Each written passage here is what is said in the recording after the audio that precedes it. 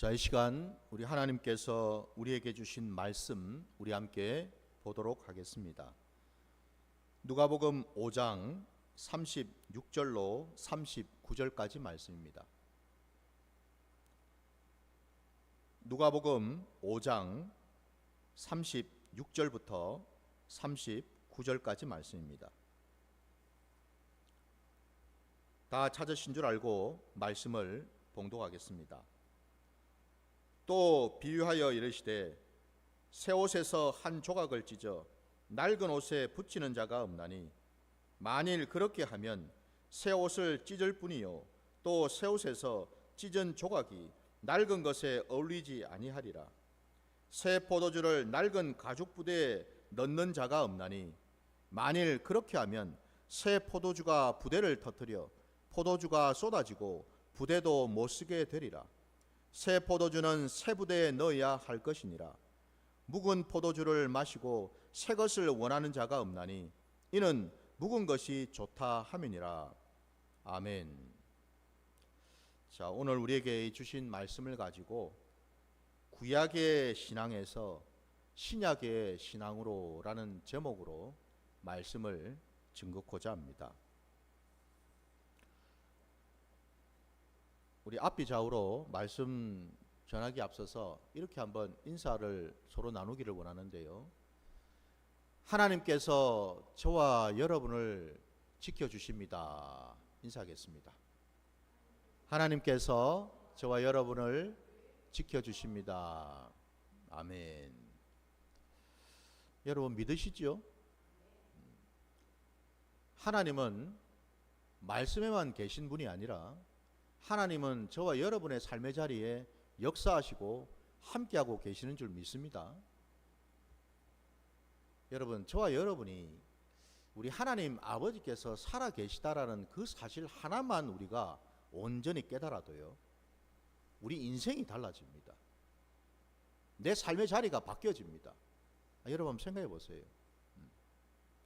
많은 경우에 왜 우리 신앙생활이 힘이 없을까?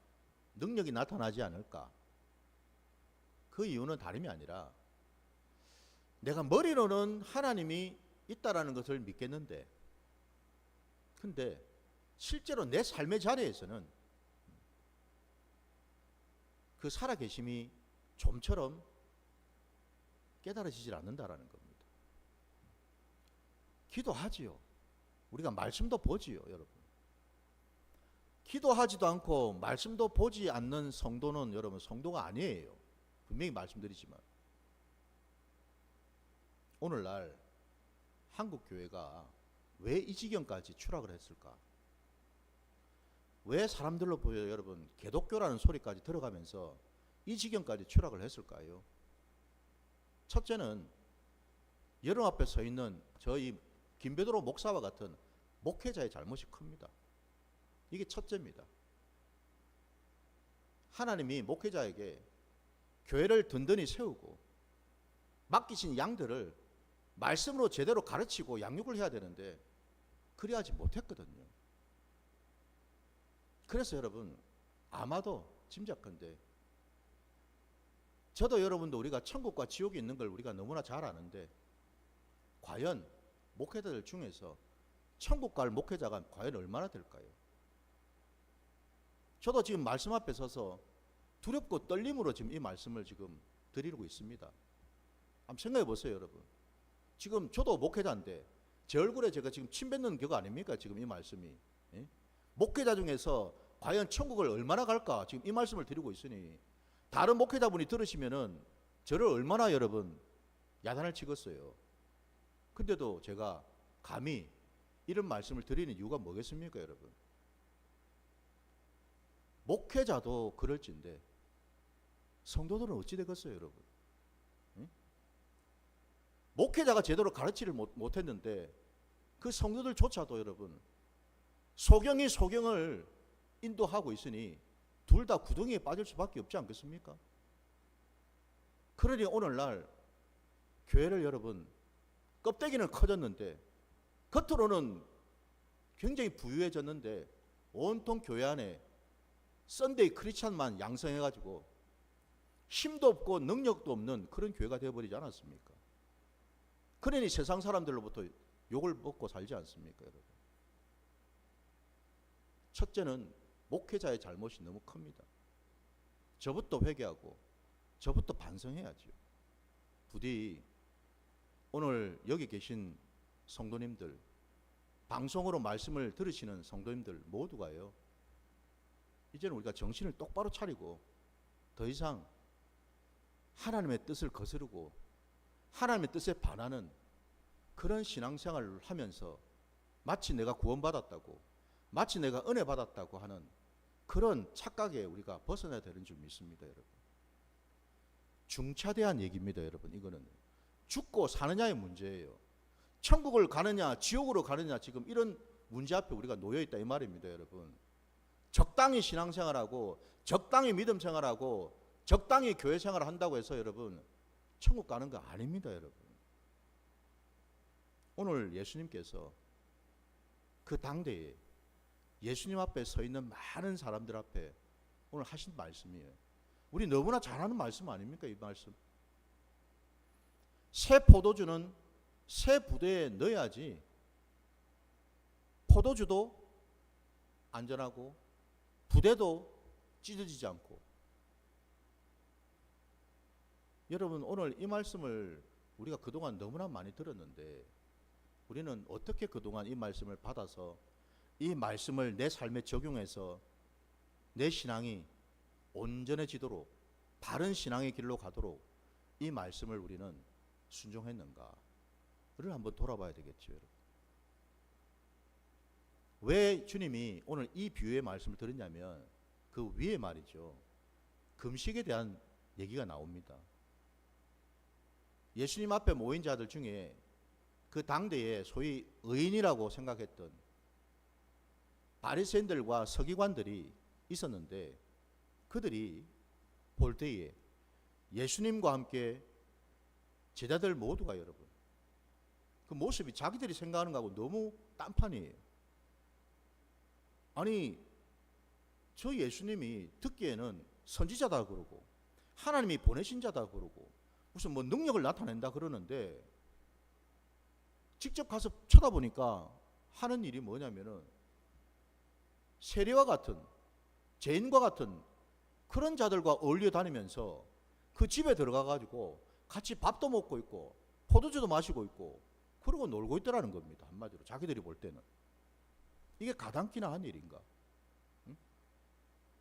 이게 여기 장로들의 전통 속에는 이 모세의 율법에서는 이런 일들을 하면 안 되는데, 심지어는 오늘 여러분 우리 위에 33절을 또 한번 보십시오. 본문 위에 있는 33절 말씀부터 보시면 그들이 예수께 말하되 요한의 제자는 자주 금식하며 기도하고 바리새인들의 제자들도 또한 그리하되 당신의 제자들은 먹고 마시나이다 라고 말하고 있죠.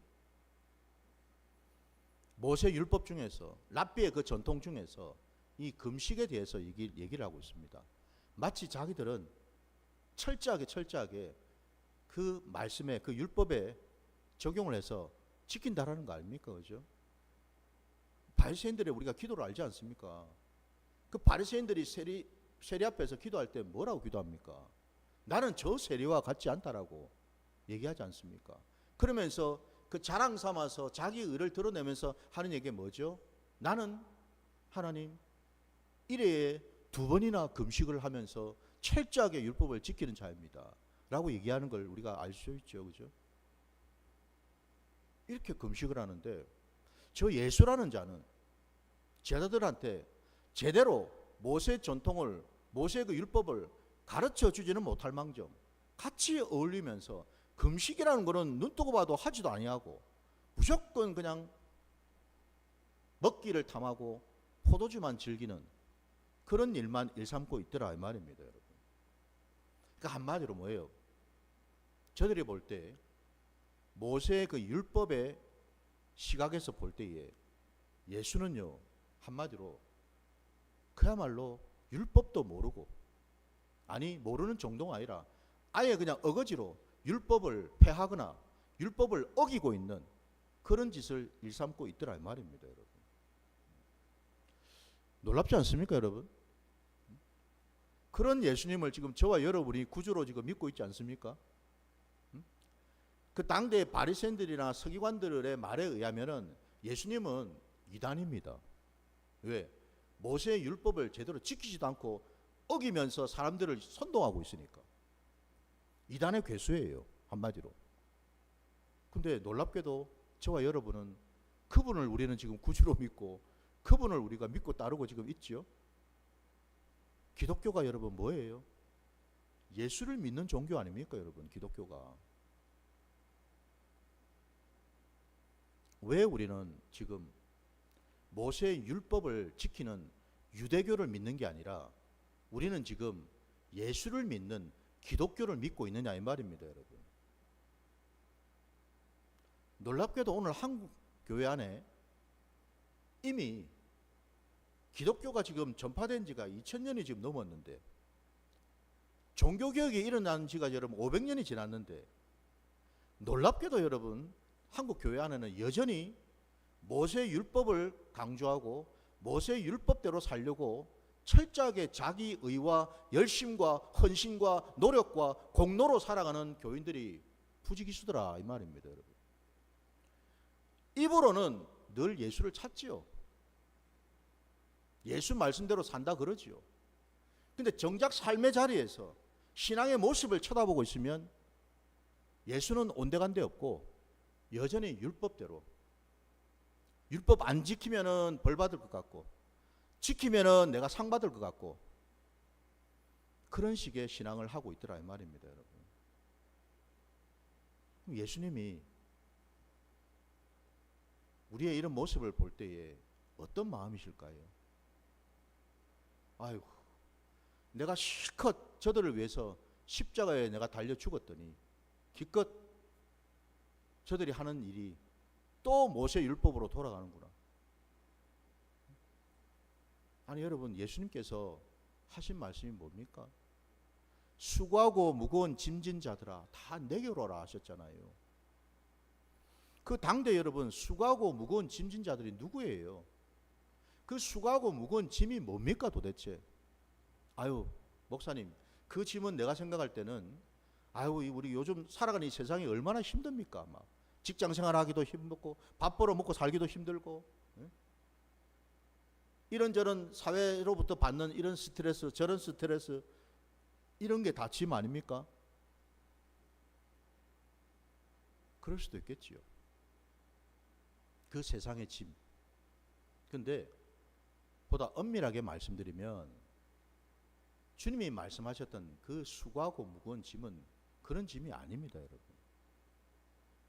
직장 다니면서 받는 스트레스와 그 수고를 말하는 짐이 아니고, 여러분, 모세의 그 율법에 매여서 장로들의 전통과 랍비의 그 전통에 눌려서 꼼짝달싹하지 못하면서 신음하면서 죄인 취급받으면서 살아가는 그 모습입니다.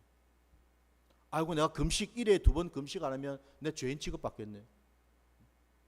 내가 안식일을 철저하게 지키지 않으면 내가 죄인 취급받겠네. 모세의 율법이 잘못되었다거나 틀렸다는 얘기가 아니에요. 왜? 주님도 말씀하셨잖아요. 율법을 폐하러 오신 게 아니고 율법을 완성하러 오셨다라고 말씀하셨잖아요. 율법 자체가 잘못됐다라는 게 아니고 그 율법을 사람들이 잘못 이해를 했다 이 말입니다, 여러분. 잘못 적용을 했다 이 말입니다, 여러분. 하나님이 율법을 주신 까닭은 다름이 아니라 그 율법 속에 담겨 있는 하나님의 진심, 하나님의 마음, 하나님의 뜻. 여러분 그게 무엇일까요? 하나님의 진심이며 뜻이 뭘까요? 죄에 묶여 있고 사단 마귀한테 묶여 있고 온갖 것에 눌리고 묶여서 살아가는 그런 자들, 그들을 붙드셔서 그들을 자유케 하셔서 그들로 하여금 하나님의 생명을 부어주시기 위한 것 아니겠습니까, 여러분? 그게 아버지의 마음이잖아요. 근데 그 아버지의 마음은 온데간도 없이 사라져 버리고 껍데기 말씀만 형식만 남아가지고 그거를 마치 법조문처럼 붙들고 살아가고 있더라는 겁니다. 지키면 의인, 안 지키면 죄인. 아니 우리 하나님은 여러분 죽어 마땅한 죄인조차도 그가 회개하고 돌이키면 하나님은 다시금 받으시고 붙들어 주신다고 말씀하시는데 왜 사람인 우리끼리 니는 죄인 나는 의인이라고 편을 가르면서 이렇게 살아가냐는 겁니다. 그러면서 은연중에 의인된 자들 주님 앞에 서 있는 이 바리새인들과 서기관들처럼 이들은 자기들이 의인이라 생각해서 하나님을 잘한다 그러고 자기들이 마치 하나님을 다 아는 것처럼 교만을 부리고 그 반대편에 있는 사람들에게는 정죄하고 비판하기 바쁜 이런 모습을 보이고 있더라는 겁니다. 여러분 하나님이 우리에게 말씀을 주시는 까닭이 뭐겠습니까? 도끼 눈을 뜨고 쳐다다니면서 정죄하고 비판하라고 말씀을 주셨겠습니까? 형제 자매를 쳐다보면서 아니죠. 주님은 이 땅에 오셔서 현장에서 가늠하다가 잡힌 여인조차도 나도 너를 정죄하지 아니하리니 가서 다시는 죄를 범하지 말라고까지 말씀하셨는데 왜 우리는 내가 하는 것과 비교해서 상대방을 끊임없이 정죄하기 바쁘고 비판하기 바쁠까요? 그 이유는 뭐냐면요, 그들은 다름이 아니라 오늘 예수님 앞에 서 있는 이런 바리새인이나 서기관들의 모습과 똑 닮아 있다 이 말입니다. 여전히 구약의 율법에 매여가지고 랍비의 전통, 장로들의 전통에 붙들려 있더라 이 말입니다. 아니 그럴 것 같으면 저와 여러분이 그렇게 신앙할 것 같으면 여러분 굳이 우리가 기독교를 믿을 이유가 없어요. 그냥 유대교를 믿으면 돼요. 유대교. 지금도 유대교는 모세 율법만 붙들고 살고 있으니까 뭐 하려고 우리가 예수를 믿겠습니까? 유대교를 믿지. 오늘날 여러분 한국 교회 안에 신학이 너무너무 부재합니다. 그래서 제가 서두에 말씀드렸잖아요. 결국 책임은 목회자에게 있습니다. 목회자가 제대로 신학을 배우고 제대로 성도들을 양육하고 가르쳐야 되는데 목회자가 제대로 못 배웠었거든요. 그 신앙이 성숙하지를 못했거든요. 그러니 여러분 그런 목회자에게 양육을 받은 성도들이 결국 어디를 가겠습니까? 다 구약의 율법에 매여 살 수밖에 더 있겠습니까 여러분? 예수님은 분명히 말씀하셔요. 오늘 본문에서요. 새 포도주를 37절 말씀 보시면 새 포도주를 낡은 가죽 부대에 넣는 자가 없다라고 말씀하십니다. 여기 지금 비유로 말씀하신 부분들을 우리가 조금 이해를 할 필요가 있겠죠. 새 포도주는 무엇이며 낡은 가죽 부대는 무엇인가? 그리고 또 새 부대는 또 무엇일까? 새 포도주는 더 이상 여러분 랍비의 전통이나 장로들의 전통이 아닙니다 여러분. 구약의 그냥 율법에 매여서 살아가는 유대교적인 어떤 그런 전통을 말하는 게 아닙니다 여러분. 새 포도주는 이 땅에 오신 예수 그리스도, 그분은 이제 누구십니까? 말씀의 실체이시죠. 그분이 말씀의 본질이잖아요. 그분이 말씀 그 자체 아닙니까 여러분? 구약에 여러분 모세에게 시내산에서 하나님이 율법의 말씀을 주신 까닭은 아직 이 땅에 예수 그리스도가 오시기 전 아닙니까? 말씀 그 자체 되시는 주님이 오시기 전이잖아요. 곧 그 말은 뭐죠? 시내산에서 받은 그 말씀은 예수 그리스도를 예표하고 예수 그리스도의 그림자와 같은 말씀들 아닙니까? 그죠? 우리 갈라디아서 말씀해 보면은 여러분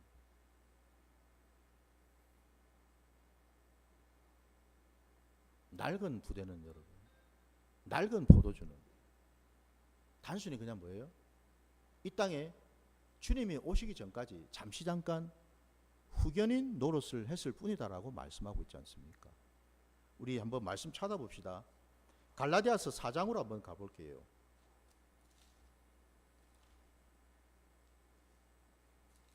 저도 여러분 나중에 하나님 앞에 섰을 때에 하나님이 저한테 물어보실 거예요.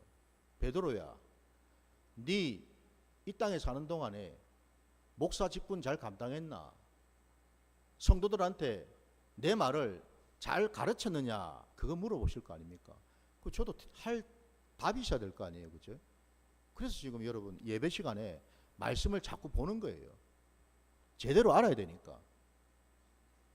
자, 갈라디아서 4장 1절부터 여러분 우리 6절까지 말씀 한번 봅시다. 갈라디아서 4장 1절에서 6절입니다. 내가 또 말하노니 유업을 이을 자가 모든 것의 주인이나 어렸을 동안에는 종과 다름이 없어서 그 아버지가 정한 때까지 후견인과 청지기 아래에 있나니 이와 같이 우리도 어렸을 때에 이 세상의 초등 학문 아래에 있어서 종노릇하였더니 때가 참에 하나님이 그 아들을 보내사 여자에게서 나게 하시고 율법 아래에 나게 하신 것은 율법 아래에 있는 자들을 속량하시고 우리로 아들의 명분을 얻게 하려 하심이라. 너희가 아들이므로 하나님이 그 아들의 영을 우리 마음 가운데 보내사 아빠 아버지라 부르게 하셨느니라. 아멘. 이 말씀에 분명히 우리가 알 수 있는 게 뭡니까 여러분? 구약의 말씀은요 후견인과 같았다라는 겁니다. 여러분. 종에게 주신 말씀이었다라는 거예요. 근데 이제는 이 신약시대에는요 하나님의 참 아들 되시는 예수 그리스도가 이 땅에 오셨지 않습니까? 그분이 오셨기 때문에 더 이상 후견인이 필요가 없죠. 종의 모습이 아니죠, 그죠? 이제는 종에서 여러분 아들로 옮겼다라는 겁니다, 여러분. 근데 왜 자꾸 우리는 여러분 이 한국 교회는 자꾸만 아직도 종으로만 우리는 생각하고 종으로 살 생각만 하고 있을까요? 예수님이 왔는데도 불구하고 예수님이 오셔서 율법 아래에 있는 우리를 속량하셨다고 분명히 말씀하고 있는데 왜 여전히 우리는 아유 목사님 그래도 우리는 율법이 좋습니다. 그래도 우리는 율법 지켜야 되는 거 아닙니까? 주님이 속량을 하시고 이제는 여러분 우리에게 종이 아니라 아들의 명분을 주셨다라고 말씀하고 있잖아요. 우리에게 아들의 영을 부어주셔가지고 우리로 하여금 이제 뭐예요? 하나님을 아빠 아버지라고 부르는 신분과 자격과 조건을 주셨다라는 것 아닙니까 여러분? 그러면 이제부터 저와 여러분이 이 신약시대에 아들의 모습으로 사는 게 중요한 것 아닌가요? 왜 자꾸 아들은 내가 너무 버겁습니다. 감당이 안 됩니다. 너무 부담스럽습니다. 나는 태생이 노예였고 태생이 나는 종으로 사는 게 이게 편합니다. 그냥 아마 이건가요 여러분? 우리 신앙이? 아니죠 여러분. 그럴 것 같으면 예수님이 오실 이유가 없죠. 부디 여러분 저희 부산 큰 기쁨 교회를 하나님이 세우신 까닭이 뭔지 아십니까? 하나님 아버지의 집을요 다시 세우라고 이 교회를 세우셨어요. 지금 이 한국 땅에 여러분 교회가 좀 많습니까? 큰 교회, 작은 교회, 교단마다 여러분 교회들이 얼마나 많습니까? 근데 이 작은 교회 말입니다. 이 부산 큰 기쁨 교회를 하나님이 세우신 까닭은요 하나님 보시기에 교회가 아버지의 집이요, 아버지의 성도들이요, 아버지의 자녀들이요, 너무너무 많이 무너져 있더라 이 말입니다, 여러분. 그러니 어떻게 합니까? 집을 다시 세워야 되지 않겠습니까, 여러분? 집을 다시 세우지 않고 어떻게 여러분 대충, 이제는 여러분 대충 뜯어 고쳐 가지고는 될 일이 아니라는 거예요. 대충 리모델링 해가지고는 될 일이 아니라는 겁니다. 그래서 주님이 오셔서 말씀하신 게 뭐예요? 너희가 이 어마무시한 이 헤롯 성전 한번 허물어 봐라. 응? 한번 허물어 봐. 이 한국 땅에 있는 어마무시한 이 대형 교회들 다 한번 허물어 봐. 내가 사흘 만에 다시 세울게. 말씀하시지 않았습니까, 여러분? 바로 그 말씀이죠. 저도 여러분도 이제는요, 아버지의 집을 다시 세워야 될 줄 믿습니다. 자꾸만 여러분 낡은 가죽 부대에다가 예수를 담으려고 하지 마십시오. 내 옛사람의 습성, 내 율법에 매여 있는 내 의와 내 열심과 내 공로로 채워져 있는 그 심령 안에다가 자꾸만 예수를 채우려 하지 마세요. 더 혼탁해지고 그 가죽 부대는 터지게 되어 있습니다, 여러분. 견디지를 못합니다. 그러니까 실족을 하는 거예요. 그러니까 시험을 드는 거예요. 뭐 목사님 저 이상한 소리를 자꾸 하네. 이단 아닌가 혹시? 그리 되지요, 여러분. 아닙니다, 여러분. 낡은 가죽 부대를 여러분, 내 심령에 그 옛사람의 가죽 부대를 버려야 됩니다, 여러분. 그거 붙들고 있어봐야 좋을 게 하나도 없습니다, 여러분. 결국에는 터질 뿐입니다. 저도 많이 터졌습니다. 말씀 앞에서 주님 만나고 나니 터지더라고요. 터질 수밖에, 여러분. 주님의 말씀은 살아 역사하시고 생명 있고 능력 있는 말씀인데 터질 수밖에, 여러분. 그냥 있는 게 이상하지요. 그냥 있는 게 터져야 됩니다. 터져야지 더 이상 뭐죠? 그 가죽 부대, 낡은 가죽 부대를 쳐다보질 않겠죠, 그죠? 아, 저거 더 쓸 수 있는데. 가 아니고, 여러분. 이제는 폐기 처분해야죠. 내 옛사람의 심령요. 여전히 율법에 매여서 내가 이리 하면 하나님이 내게 복 주시겠지, 저리 하면 하나님이 내게 벌 주시겠지, 이런 식의 여러분 신앙은 이제는 버려야죠. 이걸 기억하시기 바랍니다. 목사님, 그러면 뭐 나는 아무것도 안 하고 그냥 가만히 있으면 되겠네요. 차라리 가만히 계셔요. 하지 마시고. 괜히 내 열심으로 이거 하고 저거 하고 하다가 실족하고 시험 듭니다. 내가 이래 했는데 교회가 어떻게 이럴 수가 있노? 해자꾸. 안 해야죠. 차라리 안 하는 게 맞아요. 무슨 얘기냐? 여러분, 봉사도 헌신도요, 단계가 있습니다. 수준이 있고. 무슨 얘기냐? 내가 예수를 인격적으로 만나고 그래야 내 가죽 부대가, 내 심령이 예수의 말씀으로 변화될 때 비로소 뭐예요? 자원하는 심령이 생겨서, 아, 주님이 내게 이런 은혜를 부어주셨으니 그 말씀에 나도 순종해서 이런 일을 감당해야 되겠다 라는 마음을 주실 때 하는 거지요. 그게 은혜가 되고 하나님께 영광이 되는 줄 믿습니다. 그게 아니라 무조건 내 의와 열심으로 한다고 해서 하나님이 다 기뻐 받으시는 게 아니다라는 거예요. 많은 사람들이 오해를 합니다. 지성이면 감천이라고. 열심히 내가 부르짖고 열심히 내가 노력 봉사하면 하나님도 가상히 여겨가지고 내게 이런 복 저런 복 주시겠지라고. 교회 안에 여러분 그게 너무 많이 그동안 널려 있었어요.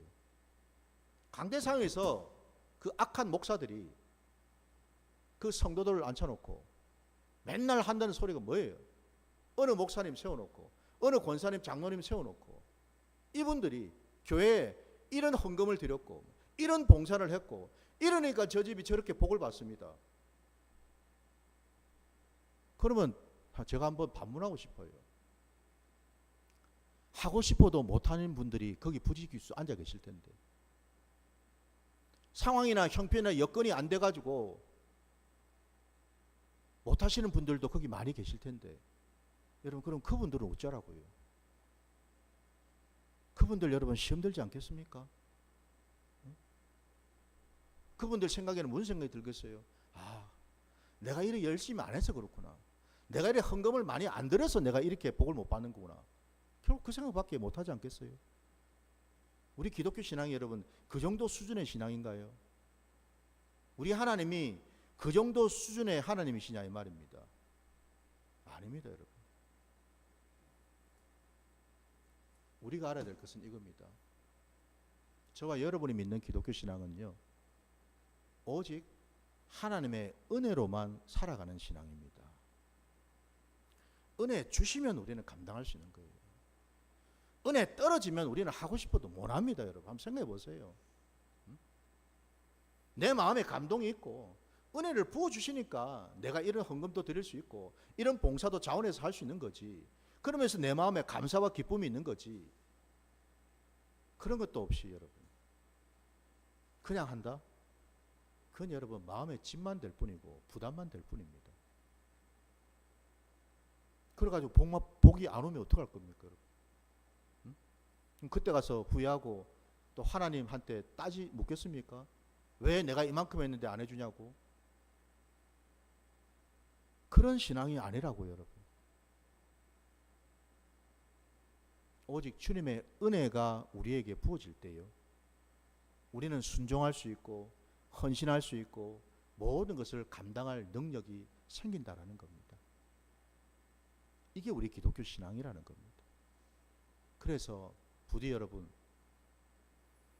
더 이상 율법에 매여 살아가는 구약의 신앙, 내 의와 내 열심과 내 것으로 하는 그런 신앙을 이제는 벗어던지고 오직 주님의 은혜 아래 들어가서 주님의 그 말씀을 붙들고 그 말씀 안에서 내가 깨닫고 말씀 안에 내가 순종할 때 그 말씀으로 말미암은 놀라운 능력이 내게 부어질 때 그때 우리는 하나님께서 맡기신 사명을 감당하게 될 줄 믿습니다. 여러분.